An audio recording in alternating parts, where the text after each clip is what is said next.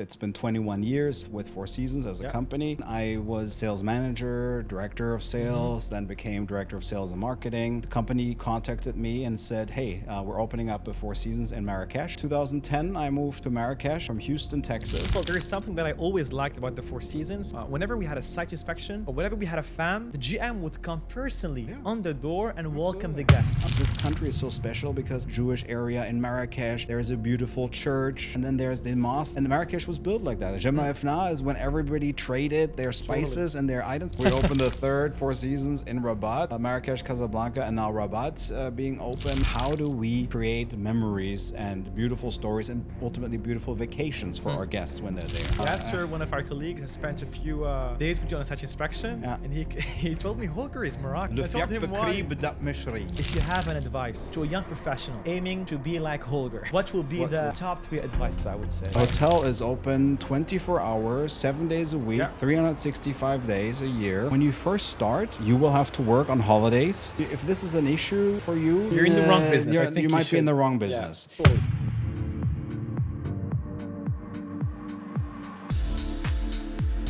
Holger Fredhe, welcome. Thank you so much for attending our first Access Talk podcast. Yeah, thank you very much for having me. It's a pleasure. We always wanted to do that to kind of inspire young professionals of both tourism and hospitality and tell them kind of stories about different personalities of our industry in Morocco. So we'll go over a few questions, a few topics. I'm sure we'll go off track. Right. But off track is the most fun. Exactly. And I think the first question will be, who's Holger? We want to know who you are. The second question will be mostly about your experience at the Four Seasons. We see you as an ambassador of the brand here in Morocco. So we just want to know more about your relationship with the brand and how it worked and how it happened. Great. And the third question will be to kind of know more about your role at the Four Seasons today. And then fourth question will be more about why Morocco? Because you look Moroccan, but you're not Moroccan. I'm a choice Moroccan. Exactly. Let's put I'm a it choice this Moroccan. way. We talked about that, and I'll explain that more. Yeah. And we want to know more about this. And also the fifth and the last, I would say, point that we want to talk about will be regarding a few advices that you would give to young professionals willing to follow the path of Holger. Great. What do you think? Yeah. Good program, right? Sounds good. Yeah. I'm Perfect. Thank you very much, first of all, for having me, course. Adam. It's an honor to be here, and thanks to you, thanks to Access Morocco, who we obviously work with. Thanks to your dad, and let's do this. Let's do it. So first question, who's Holger? Who's Holger? A good question. Good question. I'm a hospitality hotel professional by choice. This is what I wanted to do since I was working in a small hotel in Corsica in France, actually in Porto Vecchio for 6 months during the summer. That was an internship? That was not an internship. It was paid, and I was working at the front office, and I was there for 6 months, and I always wanted to communicate with people, and speaking French, English, and German fluently, I thought, I can speak with a lot of people, and then I was at the small hotel there in Corsica and Porto Vecchio, and enjoyed that. And so I went back to, I had studied in Paris for 2 years, communication, and then went back to Berlin. I grew up in Singapore, so if you're asking me who's Holger, I always say I'm a person of the world. I was born in Berlin, but when I was 1, we moved to Singapore. My father built the waste management system of Singapore. Interesting. It's still the cleanest city in the world. It is. So he he did something right. And when I was 8, back to Germany. Then I studied in Paris. Then back to Berlin. Then I went into hotels there, and I worked for 3 years. Did what is it called? A study. I went to school and at the same time worked in all the departments with Intercontinental hotels. And then transferred with Intercontinental in '99 from Berlin to Dallas. Dallas of all places. Why Dallas? Listen, it was at the time they were looking for people, and I went there, and it was supposed to be 18 months and turned out to be 12 years. Wow. I did the switch to Rosewood. So this is when I first went into luxury, but that was only 2 years, and then went to Four Seasons in 2004 in Four Seasons Houston. Fun. Okay. That's when I started. So if you do the math, it's been 21 years with Four Seasons as a company.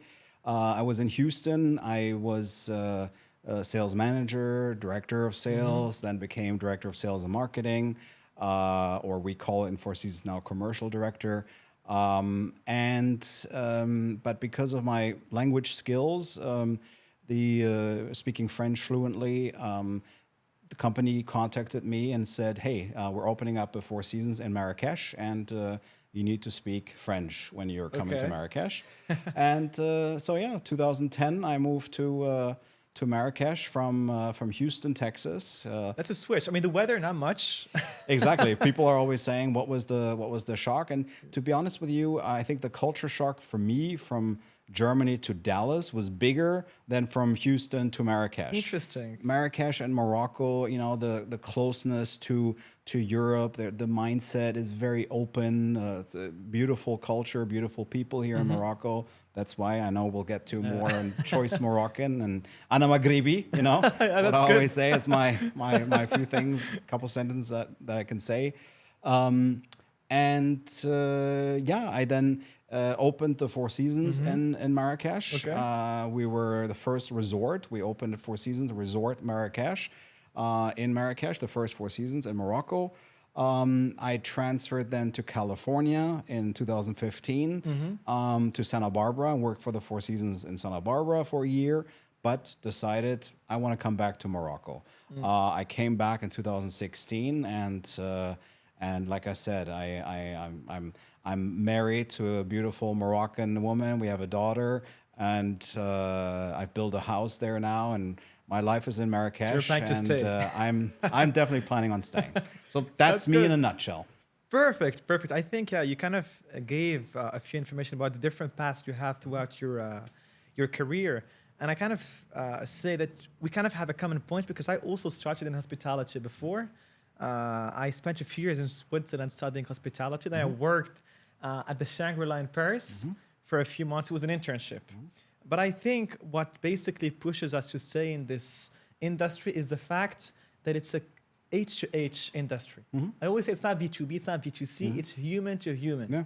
You see, I work with you because I like you. Yeah. You work with me because you like me. And it's kind of how it is also when it comes to sales. You see? Yeah, absolutely. You have to like the connection. Totally. You have to be willing to connect with people. Yeah. I always say I'm a social butterfly. I like to talk to people. Yeah. I'm not obnoxious on a plane. I can also be quiet, and I don't need to speak to all my neighbors. But if they want to speak to me, I'm completely fine with that. And it's that connection that we're looking for. That we, especially when you're on the sales and marketing side, like myself, where you are today, I'm talking to an American, and in the afternoon, I speak to maybe a Spanish person, and then again in the afternoon, later in the evening or the next day, I'll speak to somebody from Asia or Dubai or anywhere. So it's different clientele, and I think that's what I love so much about being in the hotel industry. Our life, and especially on this, I say on sales and marketing, our daily life is different all the time. Totally. Clients are different, markets are different, people are different. Different challenges. Exactly. We have sometimes things that are handled by some people in this way and by other people this way, and you learn something constantly. And you're like, okay, I didn't like how they said this. And then you appreciate the other, how that's how you should react to when I'm offering this and this. And but you learn about what people are wanting, what they don't want. And I think I've learned in the 25, 30 years of being in this industry, they want to be respected. They want to be appreciated. Of course, and they also need to be felt special. Yeah, absolutely. I think it's all about this. We've had a discussion with Eric Sherlanka that you perfectly know about how can you make an impact on guests. Yeah. And I think the fact of making them feel special, like they are unique in a way by your way of treating them. Absolutely. And it's all about small details that do make a difference. So two things come to mind when you just say that, and So the one thing is obviously with Four Seasons, and here's a plug, and why I've been there for so long, is really that this golden rule that our founder Isidore Sharp started believing in and putting out as the credo of the company: treat others the way you want to be treated. Yes. We don't just say it as a blah blah, as a this sounds nice, let's put it out there, like many other hotel companies Totally, do. yeah. I'm not going to mention who, but there are some. But we really do believe that. And goes from our general manager who cleans rooms. If rooms need to be cleaned because we have a tight turnaround, then I go with my team and the GM and everybody to rooms, and we empty out the dirty towels from the floor, and we work hard as a team. Not every company does that, and it's not for everybody who does it. Well, there is something that I always liked about the Four Seasons, and it's something that came to my mind now. Whenever we had a site inspection or whenever we had a FAM, the GM would come personally on the door and welcome the guests. Absolutely. You see, and it's something you don't see on not all everywhere. the and exactly. And I think it makes make the client feel special. Absolutely. And unique. If you have the GM or the director of sales, and sometimes both of you are coming at the same time. Yeah, we're all with there. With the hotel manager as well. Yeah. It makes an impact. It makes a big difference, and we.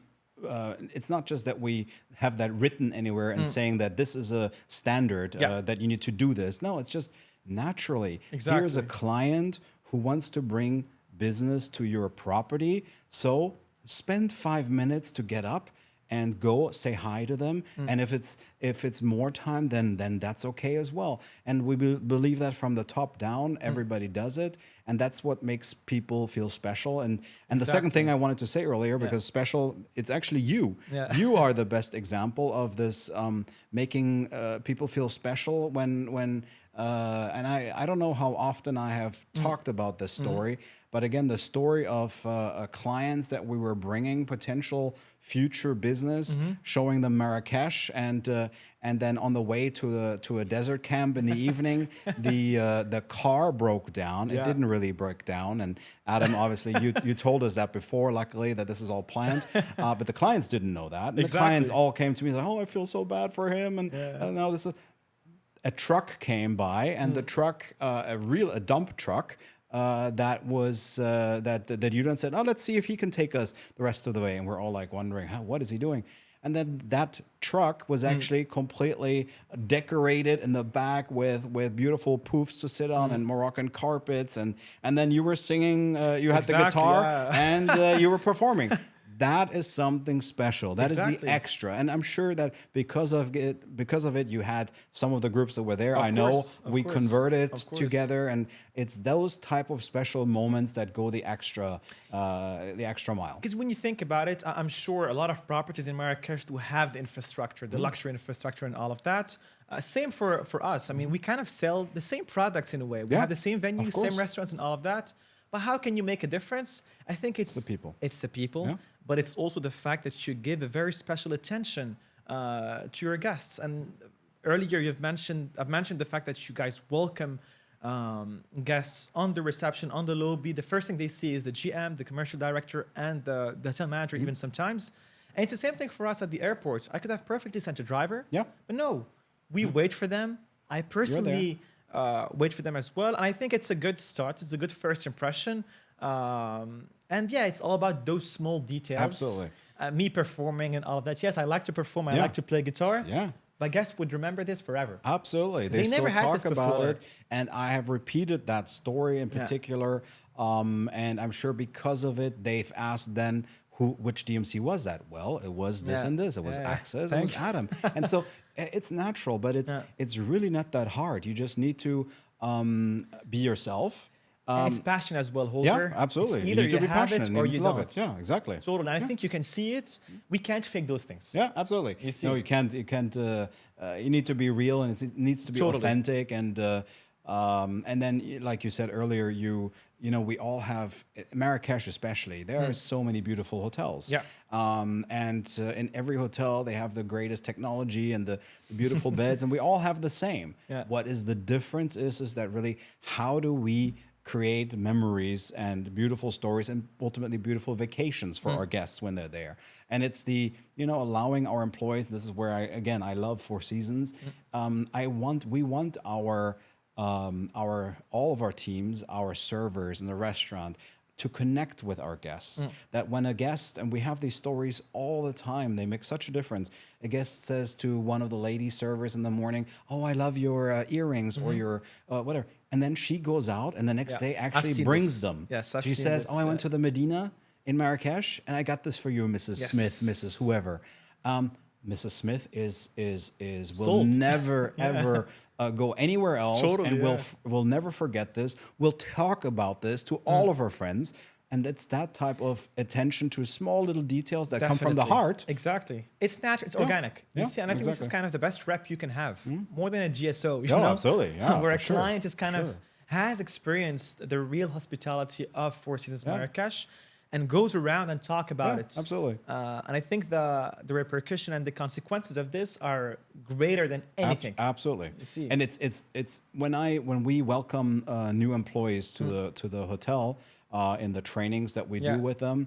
There's housekeepers, there's dishwashers, there's a front drive guys and girls that are helping with the luggage, or receptionists, concierge.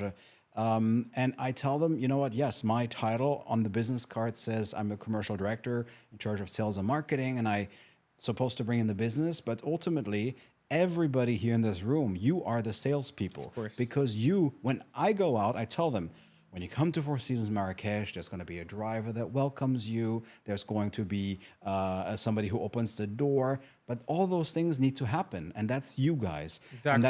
And that's what really. Then you're part of the sales process, yeah. and you are, and that. But also, and we allow them to be themselves, and that we don't give them like, you need to do it in this way. You need to say this sentence and this sentence and this sentence. No, we want them to be natural. We train them a lot. We give them training from language skills training to improve. We give them certain things, do's and don'ts. Don't say how you doing, but no, how you doing or something. But we tell them to properly ask, how is your day going? Can we help you with anything? And that makes the difference. The small attention to detail. Of course, and I think we've kind of talked about a lot of great things, but one of the proofs that kind of this collaboration works perfectly is the award that's kind of right next to you. So just for the people watching the podcast today, this is an award we have won in 2022 together, and this was a Sat Crystal Award that we have won for the operation of a program that happened exactly at the Four Seasons. And I don't think if you remember that, but it was confirmed 1 month before. Yeah. It was a very, very last minute business, so very challenging. Yeah. This is part of the things, but again, it's beautiful that it used to be everything is booked 12 months out for these groups like that, and we had a lot of time, and now it's short term. This is extremely short term. Yeah. Was extremely short term, but again, it makes our life challenging and different, and now we have to, do things differently. And the client was kind of special because she wanted to have very innovative and very new experiences. So it was all things that we have never done before. Yeah. I remember we came up with this little market that we have built from scratch at the Four Seasons, right next to the pool. Yeah. And I have this memory. Exactly. At the Four Seasons. Yeah. And I have this memory where kind of the last guests of the pool of Azera were leaving, and we had an hour to set it up. Turn around. Yeah, but it was great memories, and honestly, you could see how this collaboration worked so perfectly. And I think it was the first North American program that happened right after COVID. Yeah, exactly. Because it was May 2022. Yeah. So it was quite last minute, but it was a fun program. It was a great event, and congrats to you guys, and to both still of us. being the especially to you, because I think you are the only Moroccan DMC, or the first and the only, and still the only to get this award. So bravo to you. Thank you so much, Holger. But yeah, I think it'll be great to kind of also talk about your relationship now with Morocco. You've mentioned that you're Moroccan by choice, by heart. I say choice Moroccan. Listen, there is. I came here in 2000 in 2010. Yeah. And it was a transfer. I from the U.S. Mm-hmm. and I was then transferred again. You know, in the hotel industry, if you want to move up, you are willing to move around and transfer. And so I moved to Santa Barbara, California, a beautiful place. But I then said, you know what? Morocco is where I was happier, Okay. and where I was happiest, and came back to Marrakech. My now wife played a big part in that. I was very I'm much sure. in love, and now we have a beautiful daughter together, and so it all happened for the right reasons. And but again, it's the quality of life in Morocco, and in particular in Marrakech. I'm a choice Moroccan. I'm a choice Marrakchi. Also, I don't speak enough Darija. My wife also tells me that. For being here for 15 years, you should be saying a few more. I have a few sentences that I can. Sure you do. Yasser told me. Yasser, one of our colleagues, has spent a few days with you on such inspection. Yeah. And he told me Holger is Moroccan. And Le I told fiak him why. bekri bedat mishri. Exactly. That's a very Moroccan This thing. is my one sentence to go to whenever I get in any I'm running a red light and or go too fast, and I try that, and usually again it's all he about came respect, being respectful. Totally. With a very specific situation where you were eating prickly pears, right? Yeah, prickly pears. Yeah, and apparently the guy thought that you were like a foreigner or a tourist, so he charged you for like double the price or whatever. 40, 50 dirhams you Exactly. want it. When you normally pay 10, 20 dirhams for 10 of them. Exactly. And for one of them. Yeah. This is the little unfortunate, but I was, I was kind of dealing the fun with of it. And Yasser was kind of impressed by your ability of talking to him and switching from talking to Anne and the team in English, then switching directly to Arabic, being like, no, this is the price. Yeah. Here's what you're getting. Baraka. Baraka, exactly. Finished. Exactly. Yeah, you are actually Moroccan. That's a Moroccan move. Again, I absolutely love living here and love this country. And it goes back to maybe even when I was moving here from the US, I was reading, there are these books for foreigners that are moving called Culture Shock Morocco, Culture Shock Germany, Culture Shock USA. Okay, so it's a series of books. There's a series of books written by people that have done this move, and they're giving their experiences. And I bought this book, or somebody gave it to me, I'm not sure, Culture Shock Morocco. And I in the very first early pages, it was talked about how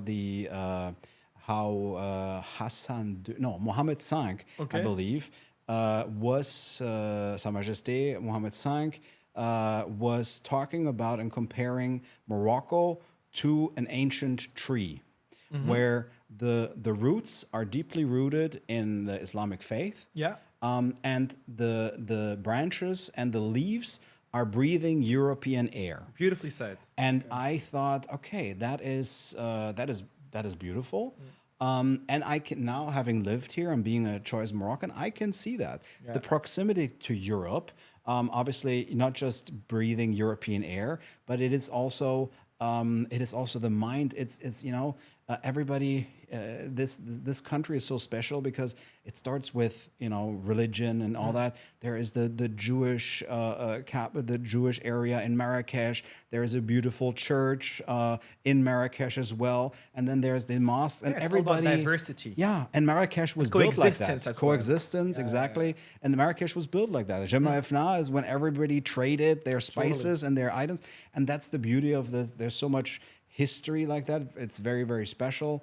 And yeah, again, the geographical location of Morocco is perfect, being in the center of the world in a way, close to Europe, part of Africa, part of the Middle East, major player with obviously the royal family and everybody being so involved in to do well for this country, and so many now good things happening in the past 10 years. Today when it comes to infrastructure. And I'm sure you came in 2015, you said, right? 2010 first. That was very different. And then back 2015, 16. But since then, Morocco has completely changed. Absolutely. And I'm sure you've seen also in terms of work and attractiveness, just with the North American market, for example, it has exploded for the last few years. And that wasn't the case back at the time No. because there were worries about security. And you Yeah, know how it absolutely. is. Yeah, absolutely. You know how the market is. But, I feel like the destination has done such an amazing job Yeah.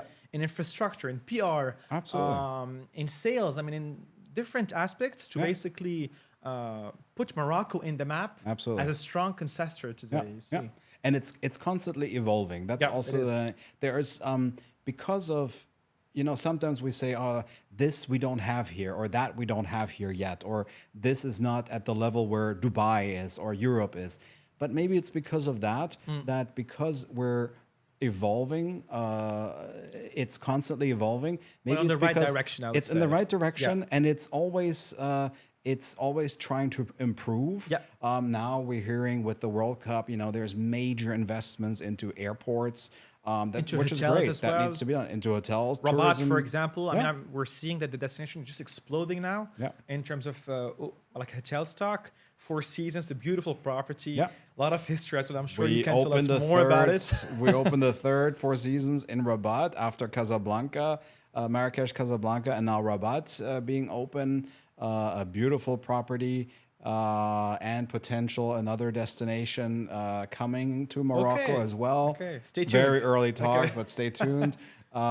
So yeah, this Morocco has a lot to offer, and will continue to do very, very well with this dynamic and this direction that it's on, and the openness. But again, it comes all down to the heart of the people, also the Moroccans, Totally, the yes. openness to foreigners, the openness And the to organic hospitality Yeah, as well. absolutely. I think one of the reasons why I came back to Morocco is just the people. I think hospitality is in our DNA in a way, and I'm sure you've seen that.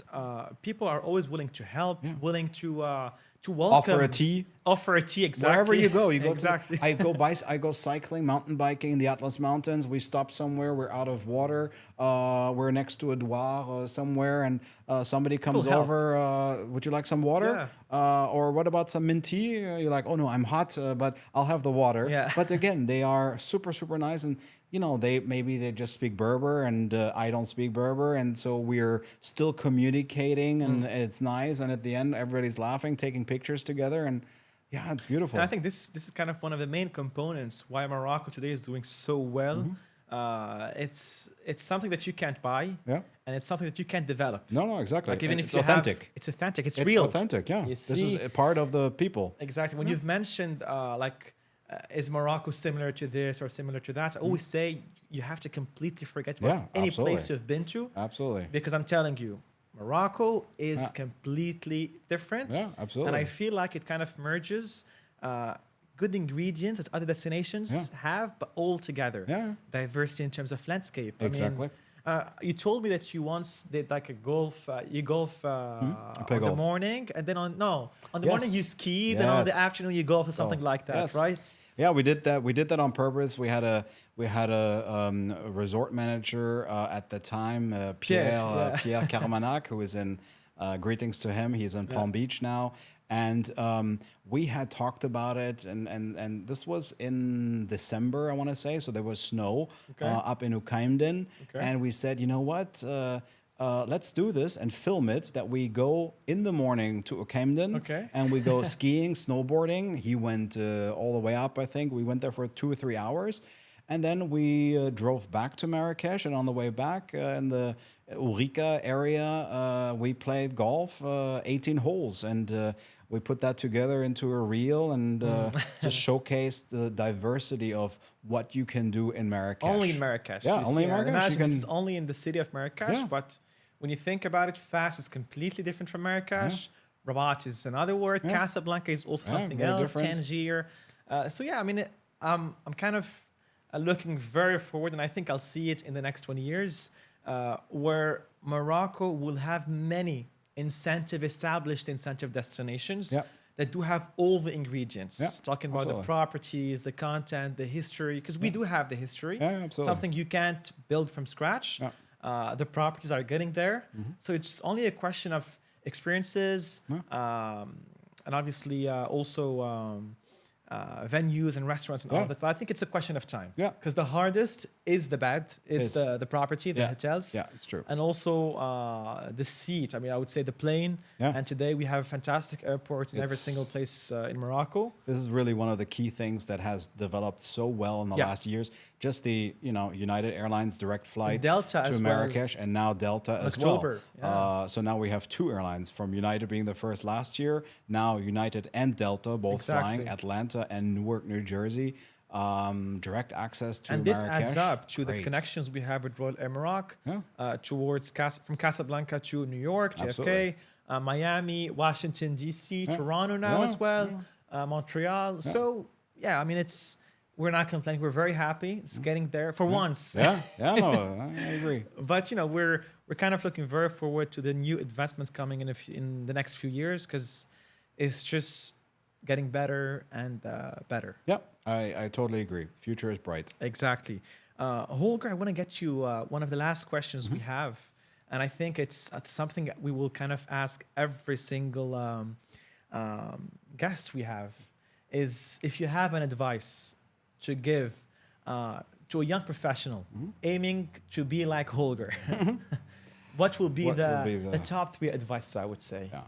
Well, I'm not going to say aiming to be like me, but just if you want to be in the hotel industry, I'd say you need to be a hard worker, because there is the hotel industry is an industry that is we don't close on bank holidays. We're not closed. Right. We're always open. A hotel is open 24 hours, 7 days a week, 365 days a year. So it doesn't matter if holiday. So when you first start, most likely you will have to work on holidays and cannot be with your family. As well. I mean, sacrifice. And you cannot exactly. And if this is an issue for you, if you say, "Oh no, that I can't do," then you're in the wrong business. I think you might be in the wrong business. Yeah, totally. After that, after working hard, it just depends on. I suggest that you very early on try to really see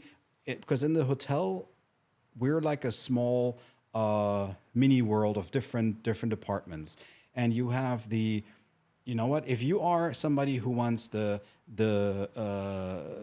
job that is somewhat strict, and you love numbers, and then maybe you need to be in the finance world. They need to be accurate. They need to follow. They need to be sharp. They need to follow rules, financial rules, ethical rules, and how to handle money that's coming in and going out. If that's what you like, great. Then that's the area. If you want to have more of a welcoming, being in touch constantly with people, but also improvising. I think one of the biggest elements in our industry is improvising, because again, you always have different situations coming in. It's never the same. Every day is different. So you have to be ready to find solutions on the spot. You have to be ready to answer on the spot with thinking, but you have to be a very fast thinker. You see. So I think, as you've mentioned, if you like to improvise, and if you like to also kind of think about solutions on the spot, the industry is made for you. Absolutely. And you need to listen, you need to learn on the job. And that's the thing about the hotels. We have a lot of CEOs of hotel companies, not ours, but we had people with Four Seasons before also, that actually never studied, but they work themselves up from being a bellman to this, to being to owning a hotel, vice president of certain regions. And you can do that. What's very important is that, yes, important to go to school and to study and get all the theoretics in, so you know the basics. But I still believe that the on-the-job is the most important, to take in as much as possible, because in school they don't teach you how to react when a screaming father of 3 is in front of you at the front office and is yelling about something that happened, and you don't know how to react to that. That's just, you need to learn that, how to take in and feel the pain of the guest and react to it. By living the situation. Yeah, absolutely. It's kind of the best way to learn it. Be yourself. Be yourself, exactly. Also, again, be yourself. Don't try to please anybody, like, oh, I need to do it this way because he or she wants to do it this way. Be yourself and be able to say no if there's something that I don't like to work overnight. They're asking me to work overnight. I cannot do that. Or say early on if this is an area a department you don't like, you don't want to be a server or you don't want to be on the food and beverage side. Many love it. They want to be creative, create things, and be on the restauration and the food and beverage division. But also say, that's not for me. If the sales and marketing division is something, you want to be out there and meet clients, travel the world at the same time, which is obviously what we love to do and connect with people. And you're somebody, not an introvert, but more of an extrovert. Then that's for you. If you're more of an introvert, probably not the sales and marketing side, because I'll ask you to go into a reception with 150 people and you need to speak to every person and let them know which hotel you represent and which destination you represent and why they should go to Four Seasons Resort Marrakech in Marrakech over another destination or another hotel. So you need to be a little bit extrovert and be able to, again, connect back to where we started earlier, connect with people and communicate and respect each other. I couldn't say it better. Yeah. Thank you so much, Holger, for such an inspiring discussion. It was fun. It was really fun. And I'm looking very forward for another discussion with you. I'm sure we'll have it in the future. But thank you for attending our first Access Talk podcast. You're your first guest. Exactly. Yes. The first of the first. Can't wait to see all the others. And again, congratulations and thank you to you for doing this. And